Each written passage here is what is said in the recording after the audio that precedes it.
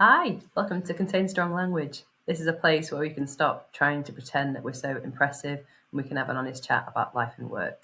Thanks for being here. I know there's so much content being thrown at you, so I appreciate you being here and I hope you enjoy this very real, very raw chat. So it's Emery from Bluebird Marketing. And we're just talking about how, who is 4 weeks into setting up your own marketing and communication consultancy, how this whole working for yourself is a completely different ballgame. Obviously it is, but it's when we're used to being in an in-house payroll sort of situation and then sort of facing those like clients that are getting so close to getting signed off and then backing out, it is just such a roller coaster. And I think until you do it, until you go through it, it's hard to explain just how tricky it can be. Yeah, exactly that. And I think I experienced it, say, on week 3, which, I mean, the fact that I even got that close with the client at that stage, I need to take the positives from that anyway. Sometimes it takes a lot longer, but it fell apart for the right reasons. I do totally know that now.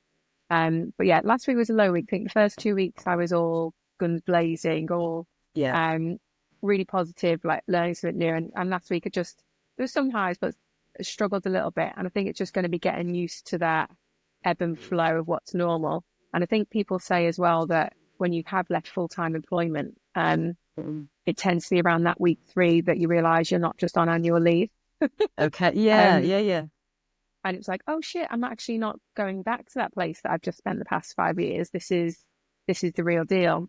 So thankfully woken up this morning feeling really just really motivated again. Yeah, I felt a bit shitty last week in places, and this week I'm like, no, let's go for it. Let's keep moving. Yeah, I love that. So yeah, I mean, there's so many of those moments, and I think, like you said, to get to be having these conversations in the first month is awesome. I think I spent the first like few years just been like, oh yeah, I'll try this, I'll try that, and only really fairly recently. How long have you been doing it for? So like 4 years almost exactly. But I was made COVID redundant, so I was sort of there was so much going on. Like we had family here from Portugal. We were getting married that month. I just found out I was pregnant with our second, so I was like, So I sort of did a knee-jerk thing, got into being VA. I wasn't very good at that, and then I sort of through doing work with my clients fell into copywriting. So yeah, that was a long answer. But yeah, no, not at all. It's a good really answer. Four's very successful years. And I probably should state for the audience, that I, without sounding totally creepy, I just somehow followed you digitally as we do now. You popped up. I'd liked one of your pieces of content on LinkedIn, and then followed you. And then when I knew I was gonna dip my toe / fling myself into this world, you were one of the first people I reached out to. And I was just like, hey, admiring from afar of your work. I love the way you write. Like, fancy a virtual copy, just to like give me any pearls of wisdom. I appreciate that. And you genuinely, like, it's people like you, and I think 9 times out of 10 people I've asked do say yes, and they're more than happy to kind of share their experiences. And every time I left one of those chats, I had at least learned one thing, or took away one piece of information to go and explore further. But I also just felt really motivated. Because I think, like you say, we were talking about before, the freelance journey is an absolute roller coaster, but human connection will never be overruled by anything. And just whether it's virtual or in person, every time I've met someone, I've left on a high, been like, can do this. And it's that attitude, I think, that is going to drive anybody forward who is looking to take that pivot to consultancy or fractional or whatever we want to call it. Yeah. No, I love that. Yeah, I mean, thank you. And likewise, I think it's like, I love LinkedIn as somewhere like that's where I get most of my clients. But for a while, I've really hated it, and it was like, oh, it's so stuffy, and like, I think at its core, I was just sick of trying to be an impressive person, having come from a corporate background, and it felt like that was a place to be impressive, and I was like, I can't be arsed. So I sort of raged against that. But in doing that, I've met other people who perhaps feel the same, and it's been so nice. And I do think you have to have that community around you if you're going alone, just so that you don't go mad. So tell me in your words, because I obviously would butcher what it is that you do, because I know you do loads of stuff. What is it in your words that you're doing at the moment? What is it you do, Dan? Oh, I was out at a networking event and meeting with old colleagues and like, what's your elevator pitch? I was like, Go I don't away. know, I need one. And they had really great elevator pitches, but I mean, I'm going to tell them the story about how to get where I am. Where I am is that I am a generalist marketer. I've, you know, marketers are tried to be pigeonholed or specified down, like be digital, be SEO. Like I'm not that. I'm a glorified generalist, and I enjoy that. And I think there's a home for that. Because you need to know when to bring in the specialists to really, you know, amplify one area of marketing. So I am a generalist. And when I was taking the step into this world of consultancy, I spoke to one of my network friends and was like, I don't have a specialist though. And she said, but your industry experience is your specialism. Because I think 14 of my 17, 18 years has been in the built environment. So B2B built environment is technically it's the space I work in and want to work in going forward as a generalist marketer.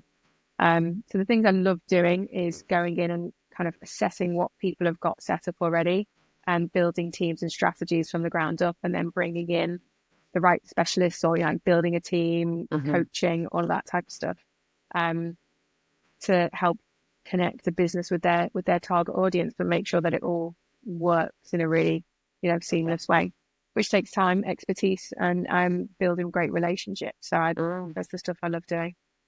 Nice. And so will you still be working in that industry? Is having spent 18 years, or, you know, is that going to be your sector going forward, or are you going to? Yeah, I think because, again, being a generalist marketer, it's broad. There's going to be things that I'm going to have to like dial up or down for certain proposals. And my I wouldn't say it's a safety net, but I think because it is that's where I've spent the most time, it's almost the safest place to move first, because I've got that experience and relationship. So I'm going to start there and then see what else lands. I'm open to other sector, but I think for now I've got to go to the people and places that I know and deliver some great work. Of course, yeah, it makes perfect sense. I read somewhere, I do not know where, but it was like, you know, people talk about like, what are your weaknesses? It's like, well, let's build on our strengths. Like, it's much more efficient to just get better at the things that we're already really good at than to spend our time. Like, I mean, I think there is a place for obviously new skills like this, but yeah, I totally agree. Like, especially when you're starting your own thing, it just makes sense to get that momentum going in a spot that you already know really well. I think it's a strength, knowing what you're good at, but knowing what you're not, because that's when to bring in the gaps, because you can't bloody know everything. And I think as a generalist marketer, which is what I am, you can't know everything. I can speak it and understand a lot of it fluently, but getting into the detail of some of it isn't my strength, and that's not where I can add value. And I suppose it's the same in other kind of generalistic roles as well. Knowing what you're not good at is when to then hire that in or bring somebody in who is great at that, because you'll just be much more efficient. Yeah, totally agree. What was there a point when you were like, right, now is the right time for me to sort of go alone, or had you been sort of thinking about it? I finished it almost doing 5 years, delivered some incredible projects and some amazing results with amazing people.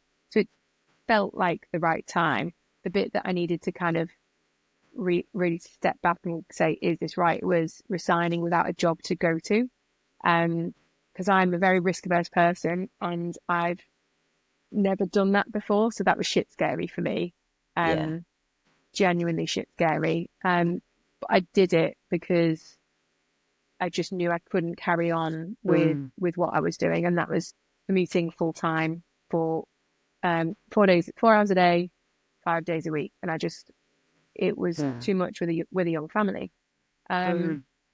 So I then started to go down the route of interviewing for in-house roles again, so like full-time in-house roles that had hybrid working, and didn't get them, but I knew it was the right thing. Genuinely knew it was the right, without going all woke and the universe talking to us, you know, it Here for that. was a sign that this was the route that I was meant to go down. Yeah.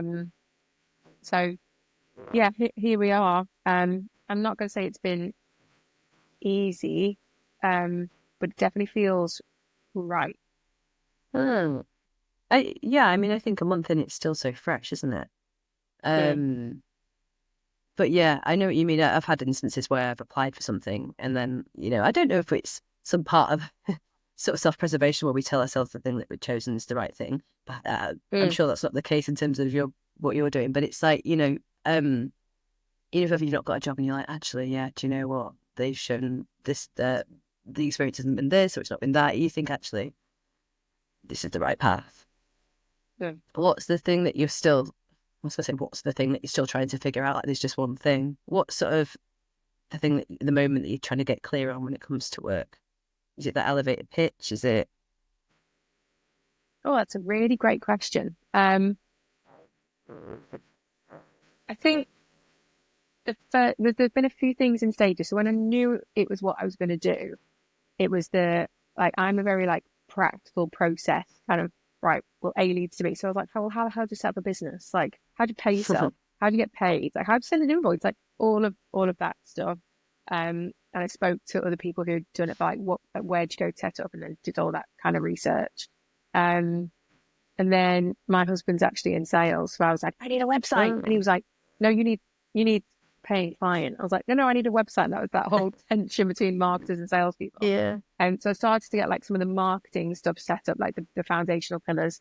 And then I was like, shit, I don't know how to sell. Like, I am not a salesperson. And I very, very successfully got, what's the word I'm looking for? Nurtured by a business mentor coach person who I did some sales training with, just because I knew that was like a real gap for me. And marketing and sales go hand in hand, but there was some of that psychology behind sales stuff that I was like, oh, this is genuinely amazing. So I've done that part of it. Now, I haven't secured a client yet, but I'm feeling a lot more confident in the sense that when it gets to that point, I can hopefully convert it. And I think the next bit is like, I've never pitched anything. So I've done a presentation at the second round of interview on a challenge that a business has, you know, getting that interview off my CV. But the next thing I'm going to be doing, I think, will be pitching for business. And I'm like, so it's just figuring out like where your gaps are and then looking around to learn. I think it's having that open learning mindset of, if you don't know, ask somebody who might be able to point you in the right direction of what you don't know. It's been a similar way of finding business, and I think that's why I reached out to you. It's like, where'd you go as a freelancer to find business? And I've always found that over the past few months, any small door you open, there's another small door or potentially a bigger door behind it. And I think you just gotta be brave and ask. Do you have a feeling about like sales? Like, does it feel gross to you? I'm trying not to project. What feels gross to me? Like sales? No, because at the end of the day, I'm a business. If I want to survive, want to pay the mortgage, got to get sales. Like that bit's great. The bit that puts the fear of God into me is the whole self-promotion bit. So like posting on LinkedIn. Now, I'm a bloody marketer who has spent nearly 20 years chasing the salespeople and the thought leaders in businesses to post and promote themselves on LinkedIn. And then or on any channel. And now I'm sitting here at my laptop like, what do I say? Like, it's scary. I wonder, I mean, it is to start with, isn't it? And then I mean, I do think, like we've said before, like it's a muscle, and then like the more you do it, you're just like, okay, this is what I'm doing. I think there's two things. Like, there's one, I always talk about Daniel Priestley. Like, I'm such a Daniel Priestley like fangirl, but he talks about, oh look at that, So like I oh my god, it's like a plant. He talks about like putting the spotlight on something you care about rather than being in the spotlight. So I think that's quite an important reframe to sort of not feel like, oh god, am I like an influencer? And I've forgotten what the second point was.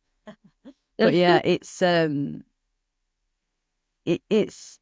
And I think I was thinking about this today because a lot of what I do is about helping people build their reputation and their like online presence. And like most people say this, like there's a few people who will love to like be in the spotlight, and that's cool.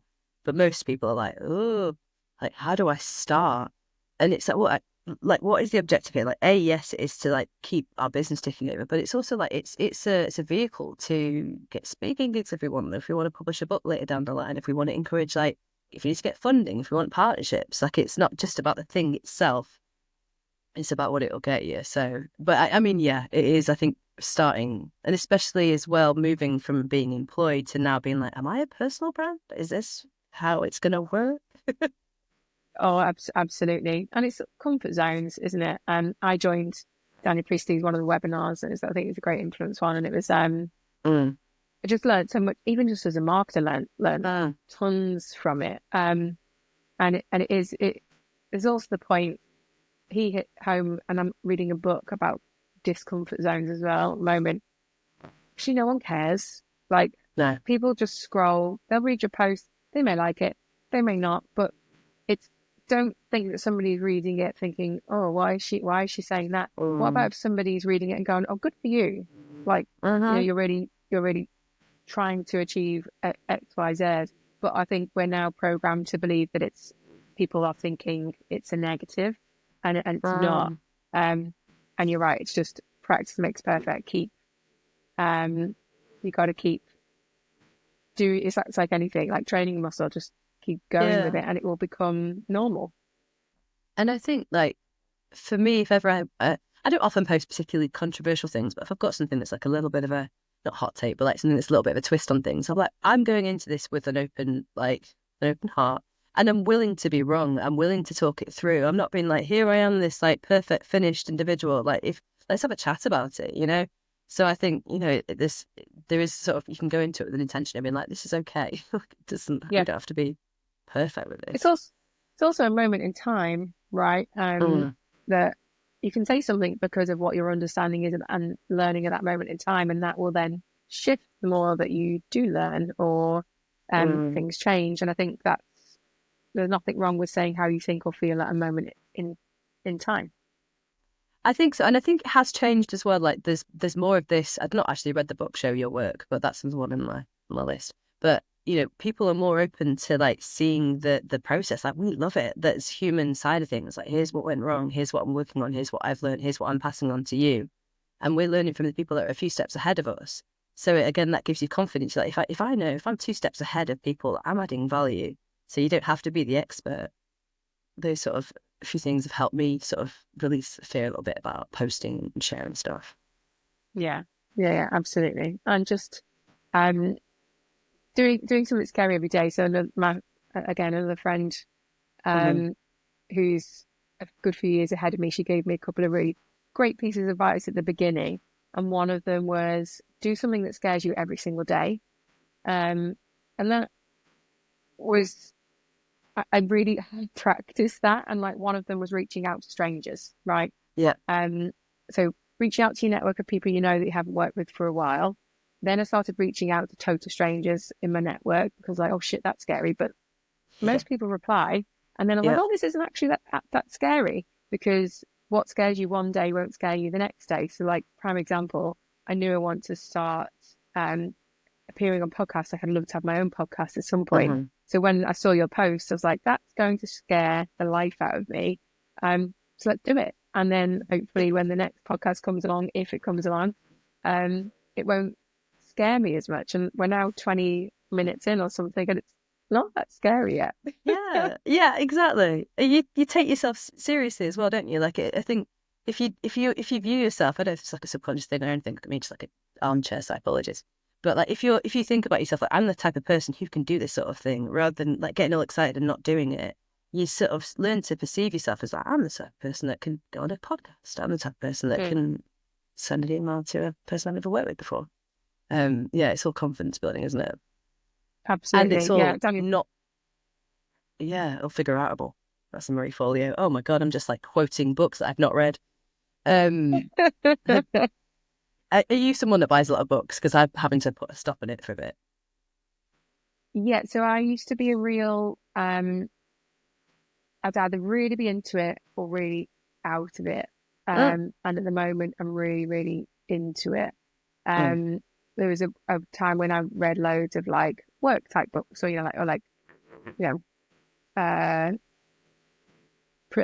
personal development type books, and then there's things like Harry Potter that are absolutely love and adore, and love to get lost in a good old story. But at the moment, I'm really enjoying like the comfort zone type books and things like that, and I love to give books that I've enjoyed to people as well. So like for my team, the business I've just left, I gave them a book that I thought that they could each individually like relate to, and a bottle of wine. But like, Nice. it's but I think things like that are just nice to give on to people when you think I've learned something from it, and hopefully you can too. Oh, that's so nice. But you also want to, it's like when you put on a program or a film that you love, you just be like, did you love it?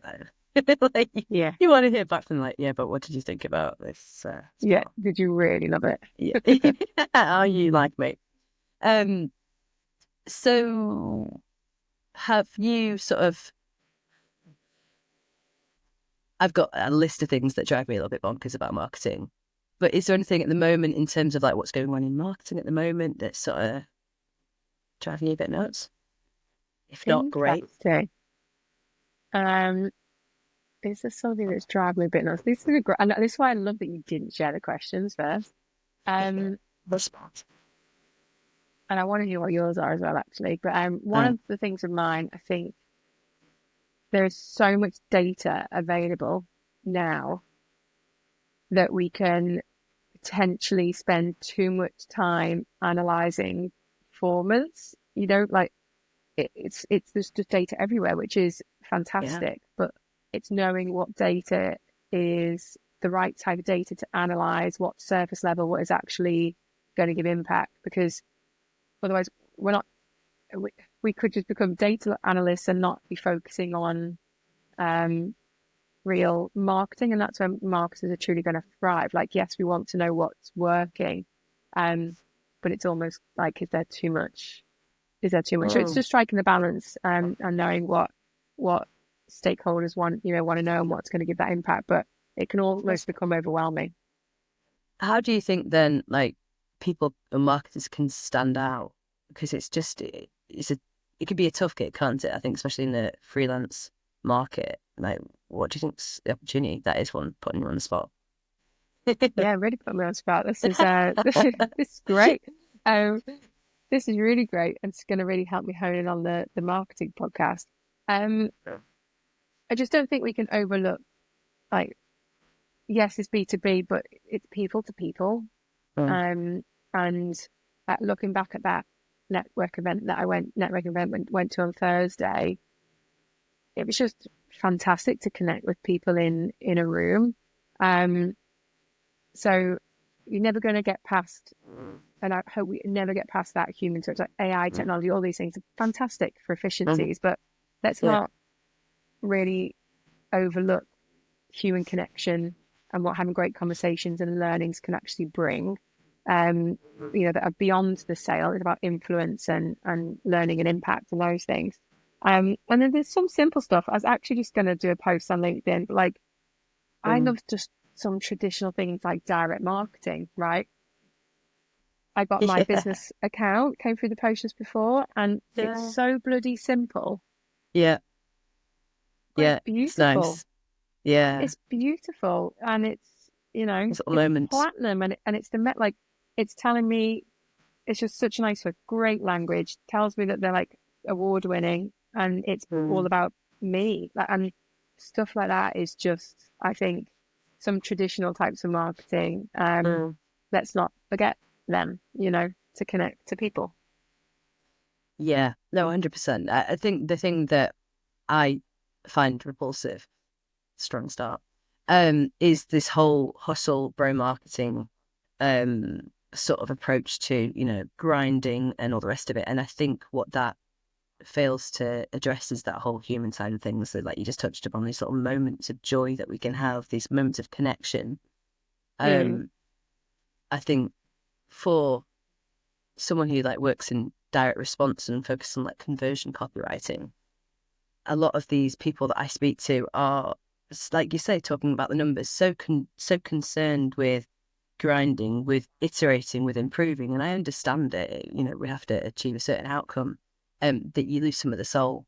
And also on a really personal level, like a lot of these, the young guys that are in this sort of marketing world, and I'm like, your resources aren't my resources. And so, you know, I've only just recently gone full time, like 2 months ago, but we were operating with completely different circumstances. So I've had to stop myself listening to mentors or listening to people, other marketers whose lives look nothing like mine, because I just won't be able to get the same results.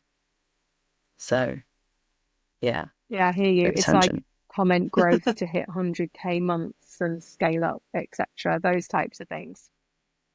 Yeah, and there's an awkward tension on LinkedIn, especially because there is a way to write that will get you more reach, and there's a way to structure a post that will do that. And so if you're writing a hook like that, then that will of course like get people to read it and to engage with it and to engage in the comments. But also then we start seeing it everywhere, and we're just like, oh, do you know what? It sort of feels like a bit of a formula. It feels like I'm seeing it everywhere. Yeah. So Yeah. you do have to sort of find your own path. You do. And it's the Instagram, I was getting hounded with Instagram ads and its whole, you know, reply and you'll be scaling and earning gazillion dollars in a day. Yeah. And you're like, whoa. But then like Daniel Priestley, you know, it's different. It's him talking about all of the brands he's created, and you can see that there's genuine success there. And it's, I think what a lot of people have done is they've used AI to make a product, a value add product or document or whatever it is, and then they're selling it for $20 on high volume, and they've sort of capitalized on it and think they're going to make everybody else self-made millionaires. But it's, I don't know what sectors that is working for, but I think you're right. It's about brand building with human and personal touches and connections with strategic sales activations. That's the way to build, you know, strategic marketing plans. I do think, I don't know if you thought about how you'll structure your business, but like I do think there is so many, especially when it comes to like coaching, and if you're going to, you know, all these different worlds of like digital products and memberships, and there's so many different ways to earn a living as a self-employed person. Do you ever find yourself like getting distracted by these sort of different business models? Yes, I'd be lying if I said I hadn't signed up to some of these Instagram stories, or it's like, you know, here's how to turn your agency into X, Y, and Z. And I think I've just been sucked into it at the early stage because my eyes are wide for learning at the moment, and I'd love to see and hear how other people have done it. But when I'm then in their marketing funnel and getting absolutely bombarded with email sequencing that's just not adding any value to me, I'm like, oh, this is not it. But you've got to take a learning from that as well. Yeah. You know, I forgot the question. No, it was that you answered it. It was a roundabout one. Yeah, no, I mean, I struggle with that loads. Like I have shiny syndrome, and I'm like, oh, because I'm that classic sort of creative person. It's like I love the variety. I love that I work with a real mixture of clients, but I can sometimes find myself being like, okay, right, what next? And it's not productive. And what I like about Daniel Priestley, we're loving him today, but like it's just like actually he talks so much sense. Quite a lot of it is fundamentals. And also, like, I do really believe in like abundance. I do think people can make a really good living, obviously. But so it's not about, you know, not having great possibilities. It's just like, actually, there's some things that you just need to nail, and they're quite straightforward. And you sometimes come back to like first principles and you're like, yeah. Yeah. But you have to go around the houses to get there, don't you? And I'm with you, like shiny new thing gets sucked in, and you're like, well, that's probably some good marketing on the front end to get you into that sign up place or an email or whatever it is. But again, somebody else that I spoke to just before, when I was on the fence about going down this consulting route, and he gave some advice, and it was so bloody simple, really. He's like, you want to know how to do this? I was like, yeah. He's like, right. Say you're going to go in somewhere and paint a wall blue. Then you go in and you paint the wall blue. by the date that you told them you were going to paint the wall blue, and you charge them exactly what you said you were going to charge them for painting the wall blue.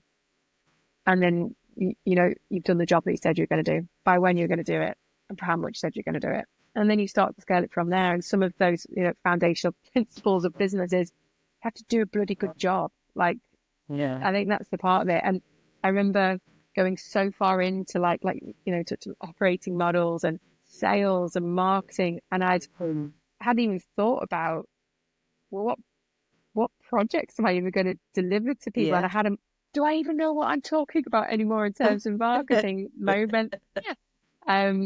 Because I'd been so focused on like all of the other stuff. And I think, again, when you're in this world of being on your own, you're doing all things, and it's like, what am I actually doing? And you just think you got to just make sure you do a good job. Paint the wall blue. I would buy that book, Blue Walls. Yeah, it would be very short and very punchy. Yeah, I I think that's right. But it's yeah, I'm always shocked whenever someone comes to me and says, "Oh, this person, this other copywriter's let me down." I'm like, it's just the basic, isn't it? Just like people going missing. Like, I'm like, what is this? But are we not all adults? It's mind blowing to me that someone will sometimes not deliver on what they say they're going to do. Is that ghostwriters ghosting people? Is there a book, nice. Book there? Have you heard about that? Yeah, right. Okay, I was like, is that a thing? I mean, I'm sure it is. Yeah. I can't. My head can't make that a line, but there's one there. My ghostwriter ghosted me. Yeah, that's my next LinkedIn post. So, do you know what your sort of offer's going to be? Have you got because I gather I haven't always answered the question for you, but like with consultancy, it's so bespoke. Do you have an idea of the certain things that you're going to offer? Yeah, so the buzzword at the moment is fractional. Say buzzword. I'm like, what's the difference between kind of interim or consultant? But when I did more research on it, I think there's definitely a home for a fractional marketing director or CMO, that whatever type of role it is.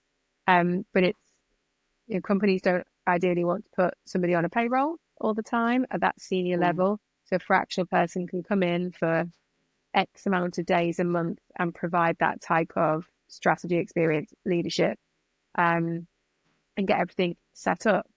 So there's that perspective. I could do project work for people. Some people are like, I need this campaign delivering.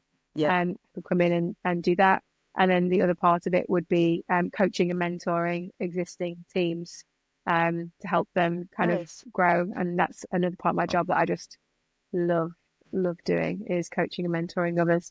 So there's like a certain level of services on the website that I kind of built out, but then I also built it around, from the client side, what's their challenge. Because some people can read services and be like, okay, I kind of get it, but like, what?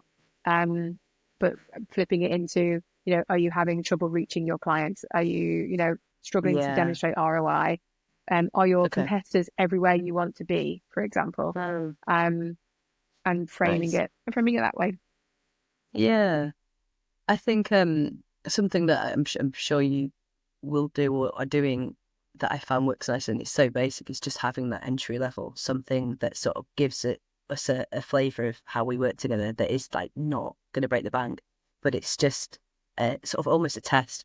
Because I mean, excuse me, I think as well, like when you speak with someone, first of all, you generally know whether it's going to be a working relationship or not. Like you generally get a feel for the energy, but sometimes you also just need that little taster of actually how is it that we collaborate. So yeah, I find that, but I mean also, like I say this to people and then I don't do it for myself. Like I find writing the services on my website one of the hardest things to do. And I think you're right to speak to people's pain points. Yeah. But the offer itself, it's like, oh, okay, what we need and that. And it doesn't have to be forever, does it? But yeah. No, it evolve, and you see what works or what's landing almost. Like one of the products I've put out there, because there's retainer work that I could do one-off. We've also put together this package of, it's called the Power Hours, but Premises, we spend an hour together and I ask you a ton of questions. You talk to me like I know nothing about your business. I'll go away, spend a few more hours on pulling together basically a reflection that has been described by the first person I used this on as therapy. Like she was like, it was, I'm a startup and it was, I know what I wanted to do, but you can get so dragged down in the day to day, saying everything to you and you just holding it back to me in a really simplistic form of, this is why you exist, this is what you're doing, this is where your gaps are, give me so much clarity. And then off the back of that, I give 3 to 5 actions that they can take away and do themselves. They could hire me to deliver it, or I can recommend in one of those specialists we spoke about earlier to deliver something really unique. Nice. And that's almost like it's like an off-the-shelf product that isn't exhaustive in terms of time or money, and could be the start of a great working relationship, or it could just be, a moment in time. Yeah, that sounds great. Do you think that you'll enjoy working with people longer term? Are you happy to just sort of see how it all comes together? And because I guess it's still early days, isn't it, in that sense? I'm genuinely looking forward to both. I think I'm looking forward to, I think the beauty of a contractor consultant is that you're not in the day-to-day of the business. And I've done that now for nearly 20 years. And you can get swept up in other stuff that's happening, especially in marketing. And people don't know where to put something. They're like, well, marketing can do that. And we can get drowned, in some of that type of work. So I'm actually really looking forward to having that almost a line in, but not fully in, and seeing what can be achieved by purely focusing on like, this is what this business wants. And I'm looking forward to doing that hopefully on retainer basis for some, but just some project stuff for others. I'm one of these people who likes to complete stuff, tick things off the list as well. Yeah, both are really satisfying, aren't they? Because sometimes you just want to complete a project and be like, we nailed that. And then sometimes there's that like richer, deeper understanding of the business and all the nuances and stuff. It's nice to have that combo, I think. Cool. So do you have in mind like a perfect client at the moment, or like do you have in your head like, right, okay, if someone's listening, they think they might need help, who would be that perfect client? B2B world, definitely. I know that like B2C and like e-commerce, for example, is not really my wheelhouse. But I'd say B2B built environment, it would be, I guess, a startup scale up who know they need marketing and don't have any idea where to start. It could be somebody that's a couple of years in and they've done a little bit of marketing, but they want to really make it, professionalize their marketing, make it really strategic. Or it could be somebody that's a really well-established business with a team already there, and they need a number two almost who can come in and be that hands-on support, coach some of the team, or just take that outsider's look at what's going on with fresh eyes and do that playback of, have you thought about this? This is landing like this, for example. So I'd say they're the kind of the three that I feel like this would work for. Yeah, awesome. So where can people find you? What is it? The website, your LinkedIn? Is it both? Neither? Yeah, in the yellow pages. Do you remember that? Yeah, we're going back to basics. Is there still yellow pages? Like, I don't know. I don't know. Who knows? But yeah, it's bluebirdmarketing.co.uk is the website. And I don't have a LinkedIn profile yet, but I have my own LinkedIn profile where I'm posting lots of terrifying for me content. No, I see it. It's cool. Under Danielle Emery. Amazing. Is there anything else you want to talk about before we close up? Something that I should have asked that I didn't? Don't think so. Amazing. Thanks so much. It's been great to catch up. Thank you. So early on. Hi, thank you. You watched it. You got to the end. That's amazing. Thanks so much. So what is it the YouTubers say? They say like and subscribe. Please, help me out. I've got like 3 subscribers. Thank you. And more information in the show notes. All right. Bye for now.